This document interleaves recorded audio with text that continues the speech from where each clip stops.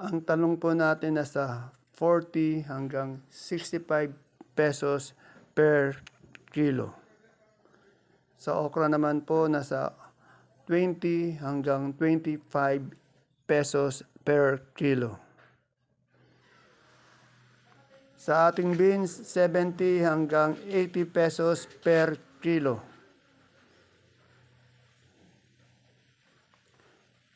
Yung ating sibuyas na lasuna, 60 pesos per kilo.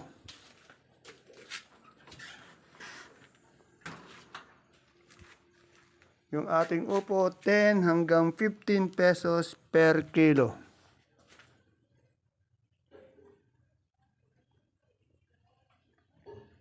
Sa ating pipinong bakla, 20 hanggang 25 pesos per kilo.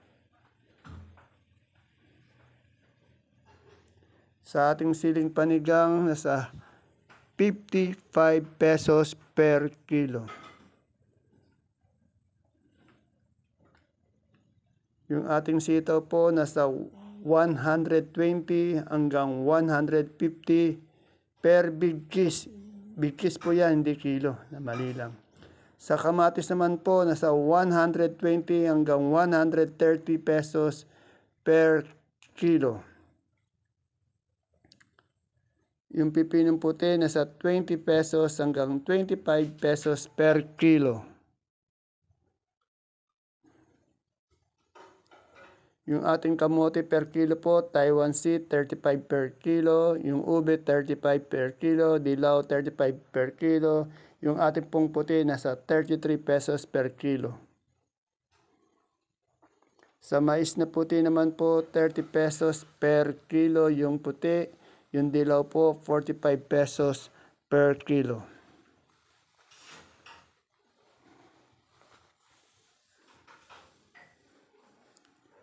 Sa ating mustasa po, 25 hanggang 30 pesos per kilo. Sa ating labong, 40 pesos per kilo.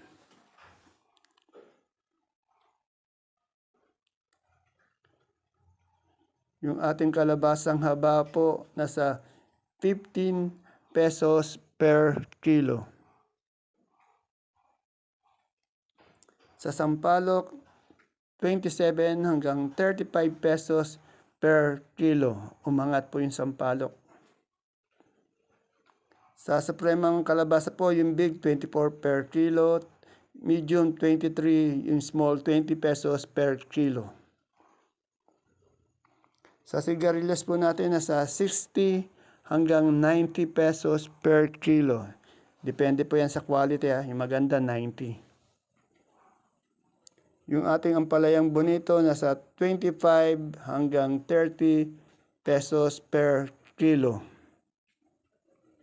Sa kalamansi po, nasa 3,500 per red bag o bundle.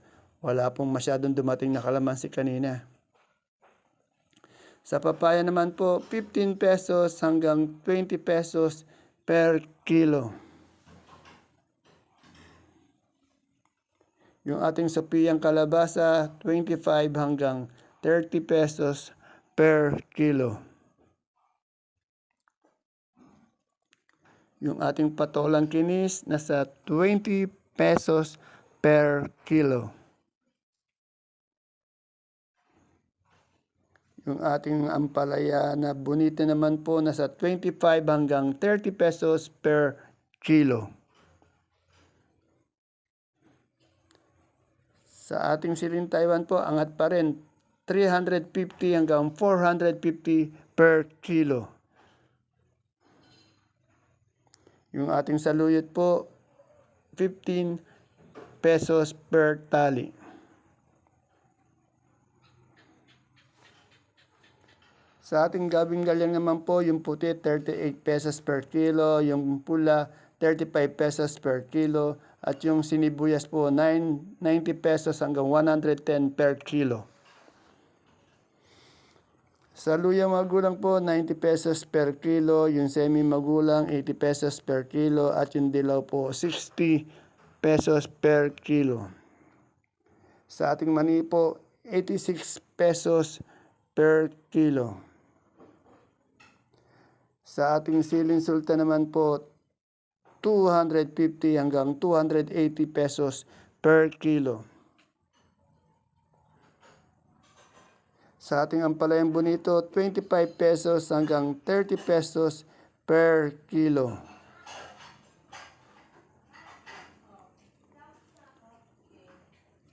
Yung ating sigarilyas po, nasa 60 pesos hanggang 90 pesos per kilo.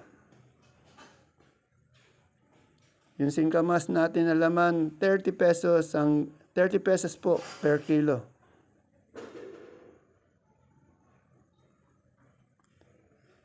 At yung pechay po natin, 20 pesos hanggang 25 pesos per kilo. Patolang palikpik, 20 pesos per kilo.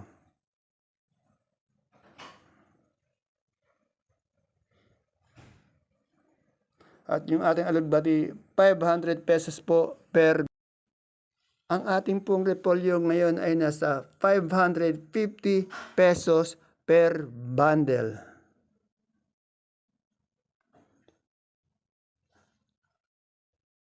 Ang ating namang pechay bagyo nasa 500 hanggang 550 pesos per bundle. At sa patatas po natin, 750 pesos hanggang 1,100 per bundle. Sa carrots po natin, nasa 900 pesos per bundle. Yung ating cauliflower po, nasa 50 pesos per kilo. Yung ating singkamas na laman po, nasa 30 pesos per kilo. Yung ating sibuyas na puti po, yung big, yung China, 500 pesos per red bag. Sa medium naman po, 600 pesos per red bag. Yung Holland po, 800 pesos per red bag.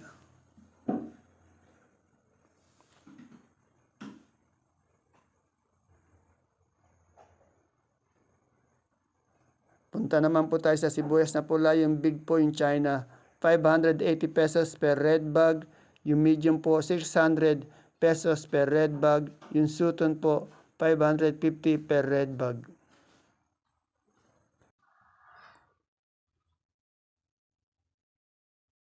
Yung sibuyas naman po nating local, nasa 1,400 pesos per red bag. Sariling atin po yan. At syempre po sa bawang na super white, 550 pesos per pink bag.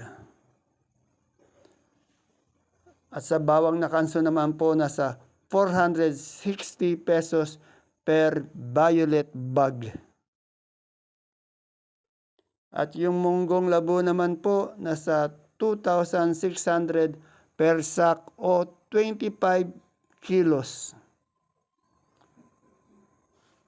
Ayan po mga kapalengke yung ating tag price, mga presyo ng mga gulay o asking price sa ating Kabanatuan Vegetable Trading Center, palengke ng Sangitan. Medyo marami pa rin pong gulay na dumadating ngayon sa ating baksakan. Kaya lang yung iba medyo mababa. Lalo na po yung talong, ampalaya, upo, napakarami po. Sige po, see you po again tomorrow to my next tag price. Bye-bye. God bless us all po.